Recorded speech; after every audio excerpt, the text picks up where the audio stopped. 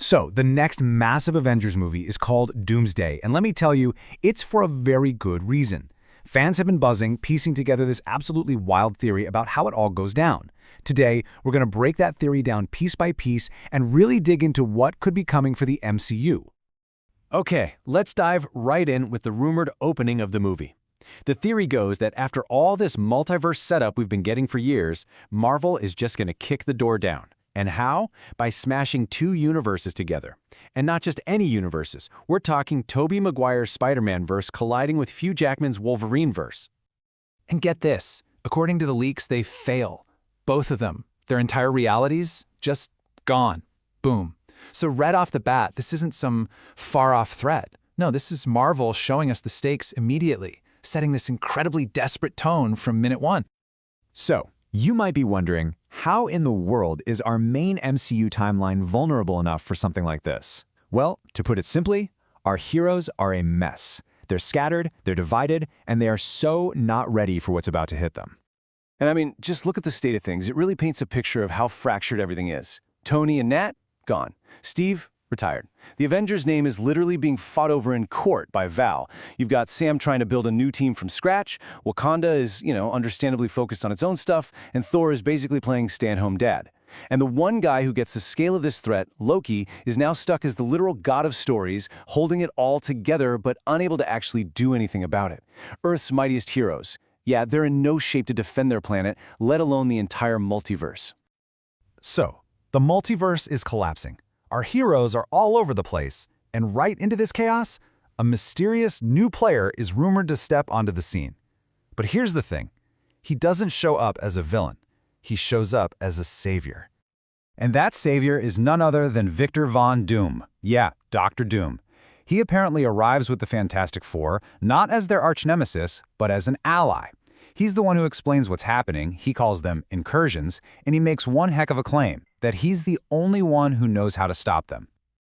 So how does he get everyone to trust him? I mean, he's Dr. Doom. Well, the rumor is absolutely brilliant. When he shows up, he's not alone. He's with an older Steve Rogers. The original Captain America himself vouches for this guy. And I mean, come on, if Captain America trusts him, who's gonna argue?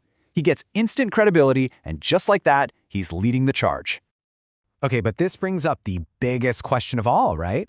The multiverse doesn't just fall apart for no reason. Something or someone had to have kicked this whole thing off. So who's the real culprit here? Well, believe it or not, the first suspect is the man who just showed up with Doom, Captain America. Could his one seemingly happy ending have actually doomed, well, everyone? So the theory goes like this. When Steve went back to be with Peggy, it wasn't just a clean little branched timeline. It was something way messier. He might have created a paradox so big, so fundamental, that it basically broke the foundational code of the multiverse. That one act of love might have been the first domino to fall in this massive chain reaction. All right, on to suspect number 2. And this guy, well, he's got a bit of a history when it comes to breaking reality. We've already seen him cause one incursion, so is it really a stretch to think he could be behind all of this? I mean, let's look at the evidence. We've seen a strange variant literally wipe out a universe just by being reckless. Our Strange? He's no better. Dreamwalking into his own dead body, casting spells that mess with the fabric of reality. The last time we saw him, he sprouted a third eye and zipped off with Clea to fix an incursion. It's totally plausible that in trying to put out one fire, he accidentally set the whole forest ablaze. And that brings us to our final suspect, the one person who is, quite literally, holding everything together right now.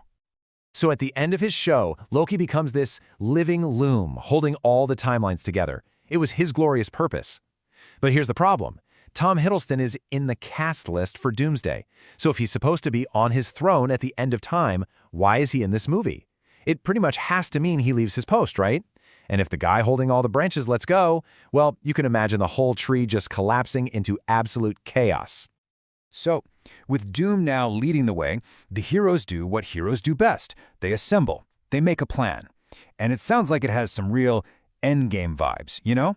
They're splitting up, tackling this crisis from all sides, across different realities. And this plan is huge. It's a massive, coordinated strike. They break everyone up into these specialized teams. You've got Sam's new Avengers holding the line on Earth. The Fantastic Four are on science duty, trying to figure out the multiversal mechanics of this mess. And here's where it gets interesting. Doom puts himself in charge of the magic users, which means Doctor Strange is now taking orders from him. Then you've got these other teams, like the X-Men and Loki, on their own separate missions. The whole idea is to divide and conquer. But while our heroes are out there fighting for their lives across a dying multiverse, they're about to find out something absolutely horrifying about the man calling the shots. And here it is, the big, devastating twist. The heroes think they're saving reality, but they're not. They're just pawns in a much, much darker game. Because Dr. Doom, he's been lying about everything. First off, he's not some genius from a safe universe who figured it all out. He's a refugee. His reality was one of the first to be destroyed by an incursion. He's a survivor, not a savior. And that's his real motivation. See, he blames the Avengers for it. Whether it's true or not, in his mind, our heroes are responsible for him losing everything. His world, his wife. So this whole thing, it was never about saving anyone. It's always been about revenge.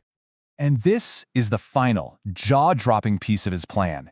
He wasn't trying to stop the incursions. He was secretly making them happen. His goal is to let the entire multiverse burn down to nothing and then, from the ashes, use his power to forge a single new reality, a battle world, with him ruling over it all as a god king. By the time the heroes figure it all out, it's way too late. This is expected to be another Infinity War ending. A total loss. Doom wins, the multiverse is gone, replaced by his battle world. And that's what sets up the final movie, Secret Wars. So Doom's victory leaves whatever heroes are left scattered across this new patchwork planet, all ruled by a literal god. And that leaves us with the ultimate question heading into the grand finale. When you're facing an enemy who has already won, who controls all of reality, how do you possibly fight back? Thanks for joining this explainer.